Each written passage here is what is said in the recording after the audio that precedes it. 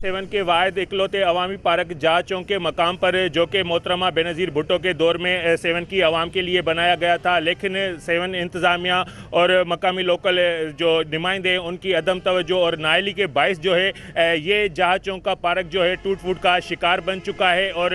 इसके साथ में ही यहाँ पर जो है बड़ा एक बस टर्मिनल भी बना हुआ, लोग यहाँ पर आकर यहाँ पर पुरतुफ़ अंदोज़ होने के लिए यहाँ जो है आराम के लिए आते हैं। लेकिन यहाँ पर इस वक्त जो है इस पार्क के अंदर ऐसी कोई भी सहूलत नज़र नहीं आ रही जिससे जो है यहाँ पर आने वाले लोग जो हैं वो सुकून हासिल कर सकें। यहाँ पर जैसे कि इस पार्क की खूबसूरत मनाजिर जो इस जहाज़ से बनते हैं, तो ये जहाज़ भी जो है ये टूट चुका है और यहाँ पर लगाई गई लाइटिंग और इसके अलावा सिटिंग एरियाज़, मुसाफिर खाने और यहाँ पर लाखों रुपए की मालियत से लगाए गए पानी के रंगीन शावर और उसके अलावा बच्चों के जो खिलौने हैं वो भी टूट फूट का शिकार बन चुके हैं। और यहाँ पर जो खूबसूरती इन यहाँ पर सरसब्ज